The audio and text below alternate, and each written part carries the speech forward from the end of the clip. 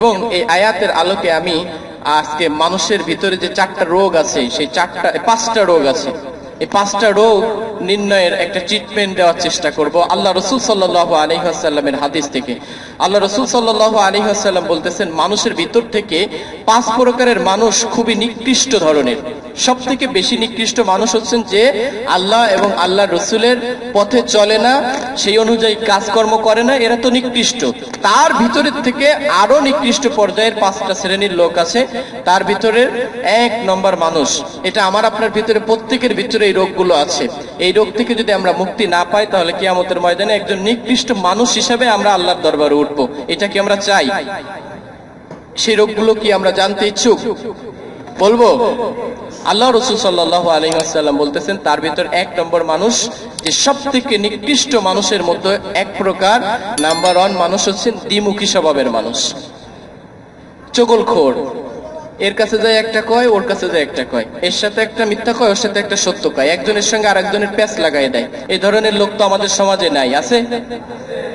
অনেক না বেশি? যে কোনো একটা তো কবেন, কম তো কইনি, অনেক অথবা বেশি। তাহলে প্রত্যেকে বেশি উত্তর দিচ্ছেন যে তিনিও আমিও, প্রত্যেকেই দ্বিমুখী স্বভাবের আচরণ আমাদের ভিতরে আছে, সেটা কম হোক বা বেশি হোক। এই ধরনের স্বভাব যার ভিতরে থাকবে, সে ব্যক্তি কিয়ামতের ময়দানে নিকৃষ্ট পর্যায়ের মানুষের মধ্যে এক নম্বর মানুষ হয়ে উঠবে। আল্লাহ রাসূল সাল্লাল্লাহু আলাইহি ওয়াসাল্লাম বলতেছেন, যেটা সহিহুল বুখারীর ভিতরে এসেছে, তাজিদু মিন শাররিন নাসি ইয়াউমাল কিয়ামাতি ইনদাল্লাহি যুল ওয়াজহাইন।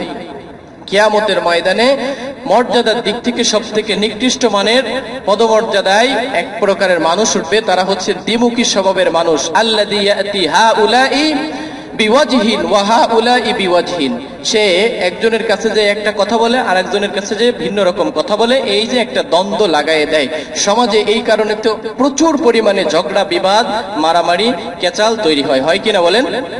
এখন আমার আপনার ভিতরে ভাবেন যে আসলে আমি আপনি কি এর ভিতরে পড়ি কিনা, এই ক্যাটাগরির আমার এই স্বভাব, এই চরিত্র আমার আপনার ভিতরে আছে কিনা। যদি থাকে তাহলে আজকের থেকে কি করি?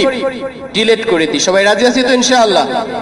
একেবারে মুছে ফেলি যে না, সত্য সত্যই বলবো, সবার কাছেই বলবো, মিথ্যা হলে সবার কাছে সেইটাই বলবো। দুই ধরনের কথা বলে মানুষের ভিতরে জ্ঞানজাম ফ্যাসাদ তৈরি করবো না। রাজি আছি তো ইনশাআল্লাহ? দুই নম্বর মানুষ হচ্ছেন যার ভয়ে মানুষ তার পাশেই যায় না, পাওয়ারফুল মানুষ, ক্ষমতাশীল লোক। হ্যাঁ, তার পাশে গেলেই ক্ষতির সম্ভাবনা আছে। এবং আর একটা আছে হচ্ছেন মুস্তাদরাকে হাকিমের ভিতরে বর্ণনা এসেছে, সেটা হচ্ছেন যে মানুষ তাকে ভয়ে সালাম দেয়, বড় ভাই মানুষ, চেয়ারম্যান মানুষ, ওয়ার্ডের একজন প্রেসিডেন্ট মানুষ, তাকে যদি সালাম না দিই তাহলে তো আমার সমস্যা আছে, আসসালামু আলাইকুম ভাই, তার ভয়ে তাকে সালাম দেয়। অথবা তার কাছে যায় না তার অনিষ্টের কারণে, যে তার কাছে যদি যায় তাহলে আমার কোনো একটা ক্ষতি করে ফেলবে। অথবা তাকে সালাম দেয়, যদি আমি তাকে সালাম না দিই তাহলে আমার অবস্থা খারাপ হয়ে যাবে। এই ধরনের লোকও আছে না? এখন আপনি মনে করতে পারেন শুধুমাত্র রাষ্ট্রের প্রেসিডেন্ট, প্রধানমন্ত্রী, তারপরে মন্ত্রী, এমপি, বিষয়টা তা না। আপনি আপনার ফ্যামিলির লোকের কাছে আপনি এগুলো করতেছেন। যার যতটুকু পাওয়ার, সেই পাওয়ার অনুযায়ী সেই কাজগুলো করে। আল্লাহ রাসূল বলতেছেন, ইন্না শাররান নাসি ইনদাল্লাহি মানজিলাতান ইয়াউমাল কিয়ামাতি মান তারাকাহুন নাসু ইত্তাকা শাররিহি। অর্থাৎ ওই ব্যক্তির অনিষ্ট থেকে বাঁচার জন্য তার থেকে মানুষ দূরে দূরে সরে থাকে। এই ধরনের মানুষও কিয়ামতের ময়দানে এক ধরনের নিকৃষ্ট মানুষ হিসেবে আল্লাহর দরবারে উপস্থিত হবে। সুতরাং আমার আপনার ভিতরে, যার ভিতরে এই সমস্যা আছে যে আমরা পাওয়ারের কারণে মানুষের ক্ষতি করার চেষ্টা করি, হ্যাঁ, ভয় দেখায় সালাম পাওয়ার চেষ্টা করি, এই ধরনের স্বভাব যাদের ভিতরে আছে, এগুলো কি করতে হবে? ত্যাগ করতে হবে। রাজি আছি তো ইনশাআল্লাহ? তিন নম্বর হচ্ছেন এলেম অনুযায়ী আমল করে না। এবার হচ্ছেন আমাদের পর্যায়ে চলে এসেছে আলেম ওলামারা, যে অনেক কিছু জানে কিন্তু সে অনুযায়ী মানে না এবং আমল করে না। এই সমস্ত ব্যক্তিরাও, যাদের যতটুকু এলেম আছে সেই অনুযায়ী সে আমল করে না। যে এরকম আমি প্রত্যেকদিন আপনাদের ওয়াজ করি কিন্তু আমি কিছুই মানলাম না, তাহলে আমিও একজন নিকৃষ্ট পর্যায়ের মানুষ হব এবং আমি কিয়ামতের ময়দানে নিকৃষ্ট মানুষদের কাতারেই উঠবো। আল্লাহ রাসূল সাল্লাল্লাহু আলাইহি ওয়াসাল্লাম বলতেছেন, ইন্না মিন আশাররিন নাসি ইনদাল্লাহি মানজিলাতান ইয়াউমাল কিয়ামাতি আলিমান লা ইয়ানতাফিউ বিইলমিহি। রাহু দারিমিতে বর্ণিত। আল্লাহ রাসূল বলতেছেন, যে ব্যক্তি আলেম, যতটুকু জানে সে সেই অনুযায়ী উপকৃত হতে পারলো না, আমল করে না। উপকৃত হতে পারে না মানে কি? সে যেটা জানে সে অনুযায়ী আমল করে না। আল্লাহ রাসূল সাল্লাল্লাহু আলাইহি ওয়াসাল্লাম আরো বলতেছেন, ওয়া ইন্না মিন শাররিন নাসি রাজুলান ফাজিরান ইয়াকরাউ কিতাবাল্লাহি লা ইয়ারআবি ইলা শাইইন মিনহু। আল্লাহ রাসূল সাল্লাল্লাহু আলাইহি ওয়াসাল্লাম বলতেছেন যে কোরআনুল কারীম বোঝে, তেলাওয়াত করে, কিন্তু সেই অনুযায়ী সে আমল করে না, এই শ্রেণীর ব্যক্তিরাও কাল কিয়ামতের ময়দানে কঠিন ভাবে নিকৃষ্ট মানুষের পর্যায়ে উঠবে এবং সে নিকৃষ্ট মানুষের কাতারেই দাঁড়াবে। বলেন নাউজুবিল্লাহ। 4 নম্বর হচ্ছেন দুনিয়ার কারণে তার দ্বীনকে ধ্বংস করে দেয়। এই মানুষ তো অসংখ্য। যদি বলা হয় ভাই তুই 5000 টাকা দেবো আজকে ওই লোকটার বিরুদ্ধে, কি করবি? কোর্টে যেয়ে মিথ্যা সাক্ষী দিয়ে আসবি। এরকম সাক্ষী কিনতে পাওয়া যায় না? যায় নাকি? আরে আপনারা কি সৌরজগতে বাস করেন না বাংলাদেশে বাস করেন? এরকম সাক্ষী পাওয়া যায়? এমন ব্যক্তিও আছে যে জেল কেটে দেয় টাকার বিনিময়ে, এমন ব্যক্তিও আছে। তাহলে এই ধরনের ব্যক্তিরা দুনিয়ার কারণে তার দ্বীনকে ধ্বংস করে দিচ্ছে, অন্যায় ভাবে যেটা না সেটা করে ফেলতেছে। আল্লাহ রাব্বুল আলামিন রাসূলের মাধ্যমে বলতেছেন, ক্বালা মিন শাররিন নাসি মানজিলাতান ইনদাল্লাহি ইয়াওমাল কিয়ামাতি আবদুন আযহাবু আখিরাতুহু বিদুনিয়া গায়রিহি। দুনিয়ার কারণে তার দ্বীনকে ধ্বংস করে দেয়। আমরা মুসলিমরা, একজন মুমিনরা দুনিয়ার কারণে দ্বীনকে ধ্বংস করে দিতে পারি না, দুনিয়ার কারণে আখিরাতকে ধ্বংস করে দিতে পারি না। কারণ আমরা প্রত্যেকে বিশ্বাস করি যে মুমিন, যে মুসলিম, যে আমাদের আরেকটা জগৎ আছে। এই জগৎটা আমাদের শেষ জগৎ না, মৃত্যুর পরে আমরা আখিরাতে একটা জগতের সম্মুখীন হব, কবর, হাসর, নাসর, এবং সেটাই আমরা মনে প্রাণে বিশ্বাস করি। সুতরাং দুনিয়ার কারণে আপনি দ্বীনকে ধ্বংস করে দিয়েন না।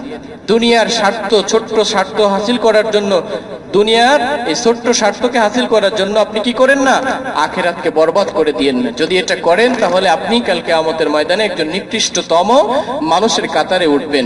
সর্বশেষ আমি যেটা বলবো সেটা হচ্ছেন, এইরা বন্ধু বান্ধবদের ভিতরে খুব বেশি আকারে হয়। যুবক ভাইয়েরা যারা নতুন বিবাহ করে এবং আরো যে অবৈধ রিলেশনশিপ করে, এই সমস্ত কালচারগুলো এখন তো মানে এতটা বেশি ভয়াবহ রূপ ধারণ করেছে। প্রাইভেট যে সমস্ত গ্রুপ আছে ছেলেদের, ধরেন আমাদের ক্লাস 10-এর একটা ব্যাচ, এরা একটা স্পেশাল গ্রুপ করে ফেসবুকে, সেইখানে তারা তাদের পার্সোনাল আদান প্রদান তথ্য সেখানে শেয়ার করে। এই প্রত্যেকের আছে, মুরব্বীদের আছে, প্রত্যেকের এরকম এখন ফেসবুকে গ্রুপ পাওয়া যায়। এবং এটা এত ভয়াবহ রূপ ধারণ করেছে, এইখানে এত নষ্ট কালচার তৈরি হয়েছে। আল্লাহ রাসূল সাল্লাল্লাহু আলাইহি ওয়াসাল্লামের এই হাদিসটা আজকে পড়ে আমার খুব ভালো লেগেছে। আল্লাহ রাসূল বলতেছেন, ইন্না মিন আশাররিন নাসি ইনদাল্লাহি মানজিলাতান ইয়াউমাল কিয়ামাতি আর-রাজুলু ইউফজি ইলা ইমরাআতিহি ওয়া তুফজি ইলাইহি সুম্মা ইয়ানশুরু শিররাহা। যে ব্যক্তি তার স্ত্রীর কাছে গেল, নির্জনে মিলিত হলো এবং স্ত্রীও তার সঙ্গে মিলিত হলো, এবং এই মিলিত অবস্থায় তারা কি করলো সেইগুলো তার বন্ধুদের কাছে এসে শেয়ার করে, গোপনীয় বিষয়গুলো তারা আলোচনা করে এবং আলোচনা করে খুব মজি মাস্তি করে এবং মজা নেয়। এরকম যুবক ভাইদের ভিতরে যারা এই টিনেজ বয়স উঠতেছে, তারা এইগুলো খুব লিপ্ত একে অন্যের। এবং এটা তো আল্লাহ রাসূল বলেছেন বৈধ। নিজের স্ত্রীর সঙ্গে সে কোনটা করতেছে সেইটাও মানুষের সামনে এসে পাবলিসিটি করতেছে, এরকম অনেক লোক আছে। এবং এটা কি করা যাবে না? করা যাবে না। আপনি স্ত্রীর সঙ্গে কয়বার সহবাস করতেছেন, মেলামেশা করতেছেন, কি করতেছেন, এইগুলো যদি প্রয়োজনের খাতিরে হয় তাহলে আপনি যে বিজ্ঞ মানুষ তার সঙ্গে আপনি শেয়ার করেন, কিন্তু অপ্রয়োজনীয় গাল গপ্প মারার জন্য এগুলো বলা একেবারেই নিষিদ্ধ। এবং এটা যদি কেউ অভ্যস্ত হয়, এটা যদি বলে, তাহলে সে খুবই নিকৃষ্টতম একজন মানুষের কাতারে কাল কিয়ামতের ময়দানে উঠবে। প্রিয় উপস্থিতি, যে 5টা প্রকার বললাম, 1 নম্বর হচ্ছেন দ্বিমুখী স্বভাব। সব থেকে ভয়ানকতম ব্যাপার হচ্ছেন এইটা। এবং সমাজের ভিতরে যত সমস্যা, ম্যাক্সিমাম সমস্যা এই দ্বিমুখী আচরণের কারণে কি হয়? তৈরি হয়। হ্যাঁ, আমি ইমাম সাহেব, আমার পিছনে একজন একটা কথা বলে, আরে বাপু তোমার জন্য আজকে এই করলাম। আর একজন কইলো না, মানে পিছনে সে আমার এখানে রাখবেই না, সামনে এসে বলতেছে আপনারা ছাড়া আমি বাঁচি না। এটা আমার উদাহরণ দিয়ে বলতেছি, আপনারা যে আমার ব্যাপারে এরকম করেন আমি সেটা বলতেছি না। নিজের ব্যাপারে উদাহরণ দেওয়াটাই শ্রেয়, আমি আরেকজনের ব্যাপারে কেন দিব? প্রিয় উপস্থিতি, এই জন্য প্রথম যে পয়েন্টটা, যে দ্বিমুখী স্বভাব, এটা আমার আপনার প্রত্যেকের ভিতরে এই রোগটা আছে। এই রোগটা থেকে আমাদের মুক্ত হতে হবে। সবাই রাজি আছি তো ইনশাআল্লাহ?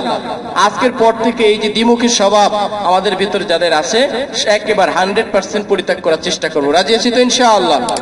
আল্লাহ রাব্বুল আলামিন আমাদের সকলকে তৌফিক দান করুক এবং কোরআনুল কারীমের সংস্পর্শে আমরা আসার চেষ্টা করি।